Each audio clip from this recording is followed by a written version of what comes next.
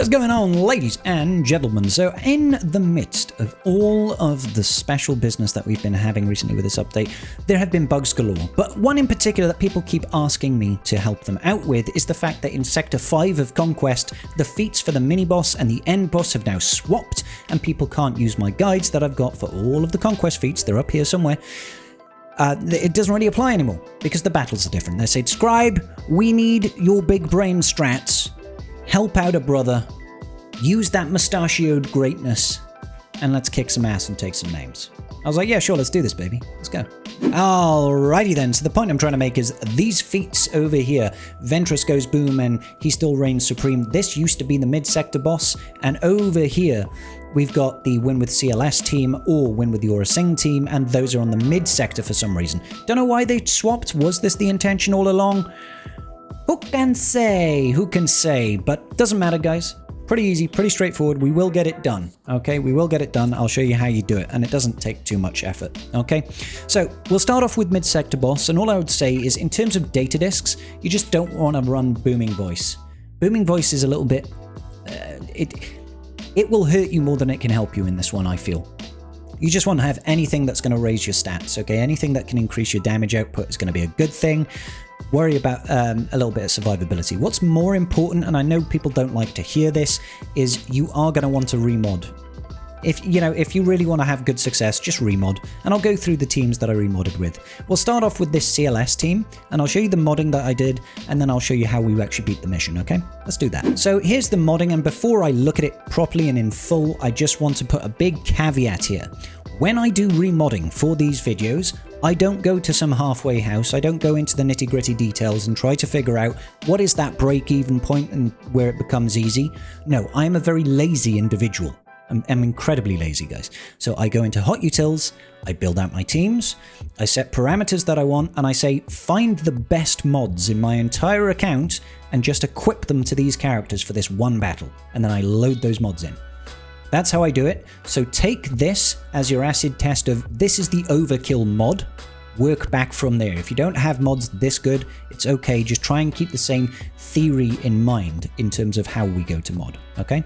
And the theory that I took here was I want to max out offense on all these characters. As high offense as you possibly can go with as much speed as you can possibly have, okay? So, Han Solo, 294 speed, 11k physical damage, and everybody's running a crit damage triangle.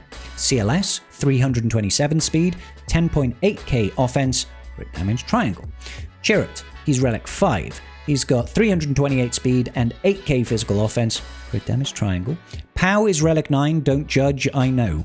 Okay, he's got 317 speed and 12k physical offense with a crit damage triangle. Then finally we've got our R5 Death Trooper. He's got 310 speed, crit damage triangle, and he's got 7,400 offense. So he doesn't have that much because relic levels are lower, obviously stats are lower. Your mileage may vary, just try to take that same approach. Find fast offense sets with a lot of offense primaries and run from there. You can even throw on offense on the arrows like I have here. Offense, offense, offense. Now, sets and primaries don't actually matter, you just want to aim for the stats, guys. Just aim for the stats, it's more important, okay? Cool, let's go over the strat. It's pretty simple, pretty straightforward, pretty juicy. So use CLS in your leadership, and all we are looking to do, ladies and gentlemen, is focus on Traya until she's dead, and whenever we have the opportunity, we are going to be using Standalone, okay? What does Standalone do? Standalone does wonderful things. When you use Standalone, based on your character's type in your team, all of these guys that go stealth, if they are attackers, they pass 100% of their offense to the person that's using Standalone. That's why we mod for offense, okay? So we use it straight away. CLS gains 100% of everybody else's offense. Then you focus down on Traya and you just rip her to shreds. If you've got anything like Leader's Resolve, which is a great data disc, improving the stats of your leader, it's going to work even better here. So you saw all that good business. We lost Death Trooper, it's not a big deal. Next person, Standalone again. I threw out the grenade to get rid of some of the AoE enemies, those lightsabers, and Pow kills her with a counter attack, for goodness sake. You also gain 50% defense when you've got that, or you take 50% less damage. I can't remember which one it is. Super easy, guys. Absolutely super easy. You'll get through it no problems. Next up is the Bounty Hunters, ladies and gentlemen. Exactly the same principles, okay? The only one I didn't remod was Embo. I just left him with standard modding that I had before because I was being even lazier than a lazy person, okay? So, Greedo over here, Relic 6, he is rocking 300 speed and 9,826 offense, crit damage triangle. Embo, he's 330 speed and he's got a bunch of protection because of his hat throw ability. Just swap this out for offense if you really care. Nest, same again. We're going for fast offense sets, 261 speed. I mean, we could get it faster than that, realistically speaking. 7,850 offense. Aura Sing, same thing. Relic 6, 329 speed, 9.5k offense, crit damage triangle. Dengar, Relic 7, he's got 10.2k offense at 293 speed with a crit damage triangle. Try to aim for that sort of approach when you come to modding these characters and it'll make it a lot easier for you. But the battle is exactly the same as what we did with the CLS team, okay? You wait for your first turn, they'll always go for Nest, you go into Standalone and then just use offensive abilities focusing on Treya until Treya dies. We do some pretty good damage here with Aura, thankfully. Not masses and masses of damage like we did with CLS because she's not counterattacking and things like that, but still very respectable. You know, we took down all of her protection and took it down to about 70% health. Standalone straight away with the next character, Booyah, and just go ham. I probably should have threw the hat. It would have made more sense, but, you know, I wasn't thinking. I was just like smashing buttons, rolling my face over the keyboard. You understand the gist of it. Take out Treya, and then it's just a case of let's take out the lightsabers. Don't bother trying to take out the lightsabers first. In my opinion, it's really not worth it. I was really hoping that Greedo would just do his bap, bap, bap, bap, bap, bap, bap, and take her out there, but he didn't, alas. We still took her out super quick, and we actually survived with everybody still alive. Throw the grenade is what I should have done here to get rid of some of that foresight, but I was being a silly sausage.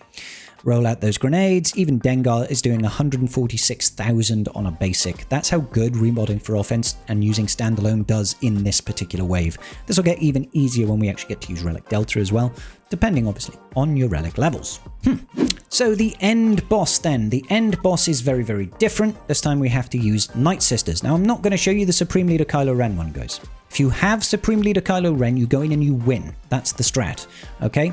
But if you want to win with the Nightsisters, the best approach I can offer you is make sure you are running a Leader's Resolve, make sure you've got some sort of Zealous Ambition, and try to load up with as much health boosting items as you possibly can. So stuff like Vitality Data Discs, I think I had a bunch of them when I did this.